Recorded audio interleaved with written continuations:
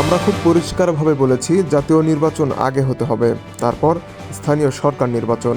শনিবার 15 ফেব্রুয়ারি রাজধানীর foreign service একাডেমিতে রাজনৈতিক দলগুলোর বৈঠক শেষে বিএনপি মহাসচিব মির্জা ফখরুল ইসলাম আলমগীর সাংবাদিকদের একথা বলেন। মির্জা ফখরুল আরও বলেন, প্রধান উপদেষ্টা জাতীয় ঐক্যমত্য কমিশনকে নিয়ে রাজনৈতিক দলগুলোর সঙ্গে প্রথম সভায় মিলিত হয়েছেন। এ সভায় সংস্কারের প্রয়োজনীয়তা, সংস্কার যে করা প্রয়োজন সে বিষয়ে তিনি কথা বলেছেন। দলগুলোর কাছে আহ্বান জানিয়েছেন সংস্কারের যে রিপোর্টগুলো কমিশনগুলো জমা দিয়েছে সেগুলোর ওপর আলাপ আলোচনা হবে। দলগুলো এ নিয়ে কমিশনগুলোর সঙ্গে কথা বলবে এবং একটা ঐক্যমত্যে পৌঁছানোর চেষ্টা করা হবে, সেটাই মূল কথা। সেখানে আজ প্রাথমিক আলোচনায় বিভিন্ন রাজনৈতিক দল বিভিন্ন কথা বলেছেন।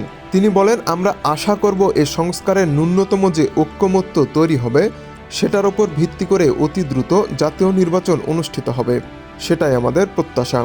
বিএনপি মহাসচিব বলেন, আজ ছিল শুধু ইন্ট্রোডাকশন।